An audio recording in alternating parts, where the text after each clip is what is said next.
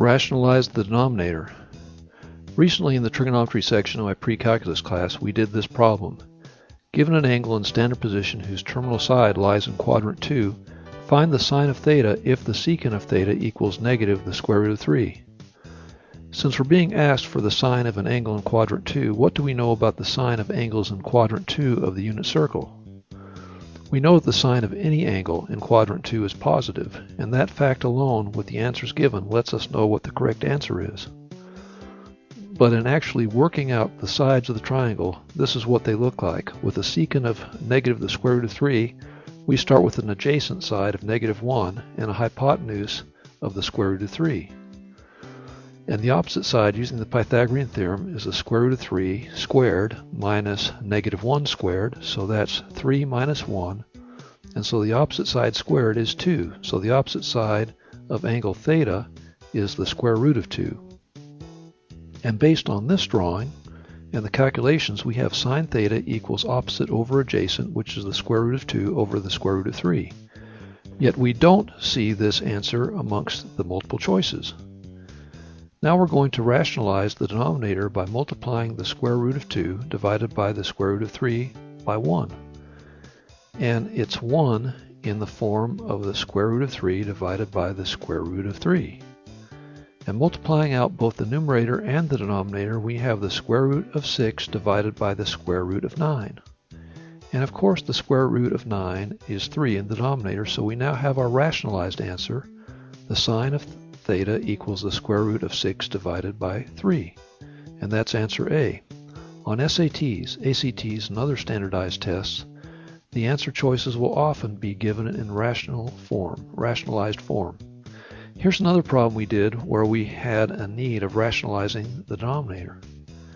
We can solve this equation starting out with using the difference of squares. And this would be quantity square root of 2 sine x plus 1 times quantity the square root of 2 sine x minus 1 equals 0.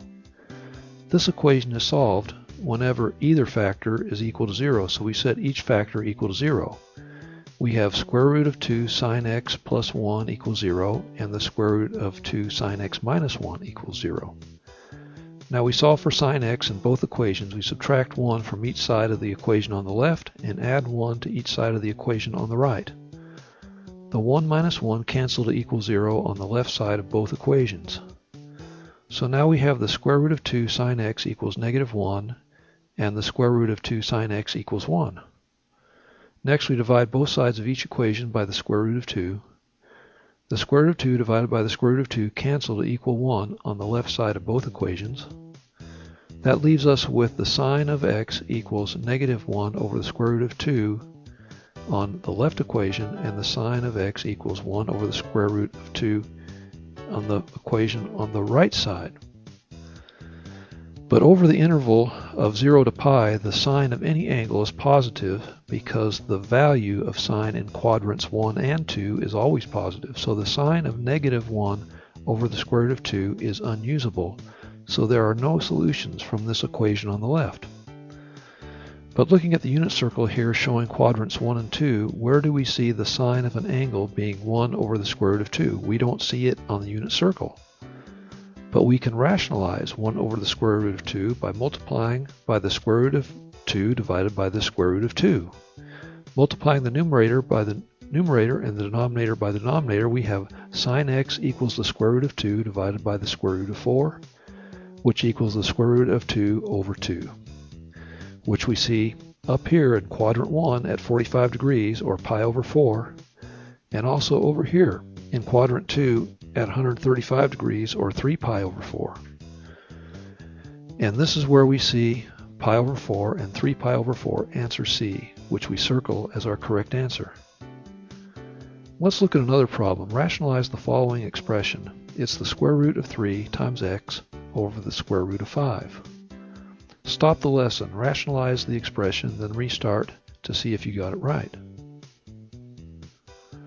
The first thing we'll do is multiply the expression by the square root of 5 over the square root of 5. Now we multiply both the numerator and the denominator by the square root of 5 and get the square root of 15 times x over the square root of 25. And all we have left to do is simplify the denominator. The square root of 25 equals 5. So we have the square root of 15 times x over 5. And this is our final answer, which we box in as correct. Let's try a different type of rationalization. Rationalize the following expression. We have 2 over the square root of 7 minus the square root of 5. How are we going to undo the radicals in the denominator? The first thing that might come to mind is to square the denominator or multiply it by quantity the square root of 7 minus the square root of 5. And doing this properly, we need to wrap the denominator of our original expression in parentheses. Let's multiply it out to see what happens. In the upper left cell, we have the square root of 7 times the square root of 7, which is the square root of 49, or 7. And in the lower right cell, we have the square root of 5 times the square root of 5, which is the square root of 25, or 5. Well, it's negative square root of 5 times negative square root of 5. And in the upper right cell, we have the square root of 7 times the negative of the square root of 5, which is negative the square root of 35. And in the lower left cell, we also get negative the square root of 35. And combining the like terms, we have negative the square root of 35 minus the square root of 35. And these two terms combined are negative 2 times the square root of 35. And that's not rationalizing the denominator because there still is a square root in the denominator. Let's just change this up a little bit. Let's instead multiply by quantity the square root of 7 plus the square root of 5. Now on the top of the box, we place the square root of 7 and plus the square root of 5. And multiplying out the terms, in the upper left cell, we get the square root of 7 times the square root of 7, which is the square root of 49, which is 7, as before. And in the lower right cell, we get negative the square root of 5 times the square root of 5, which is negative of the square root of 25, which is negative 5. Now in the upper right cell, we get the square root of 7 times the square root of 5, which is the square root of 35.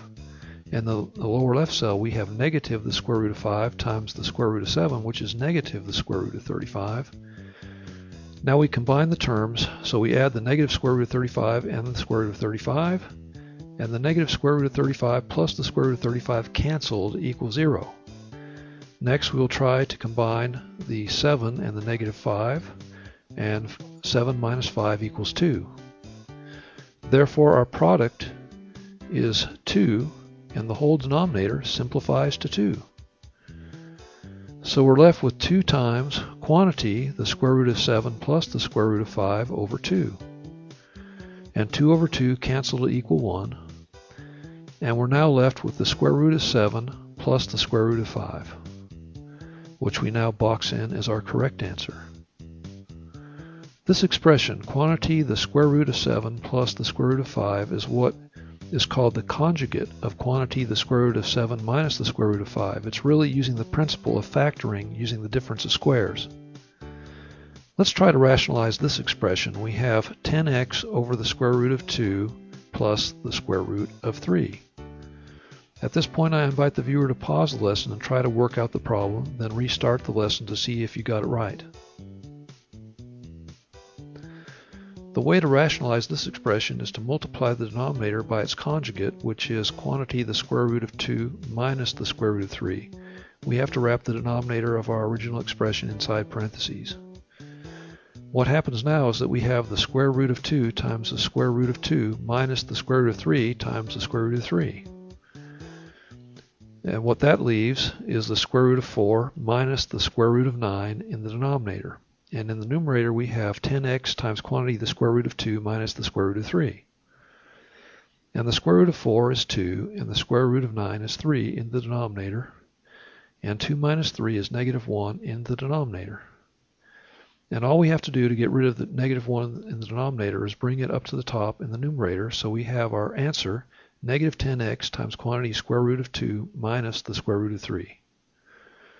In this image, I show how I use the graphing calculator to check for expression equivalency. I stored the value of 0.5 for x, then entered the original expression and got 1.58919. Then I entered the worked out rationalized expression and also got 1.58919, demonstrating expression equivalency. And we box in our answer is correct. This has been Rationalize the Denominator. Thanks for viewing.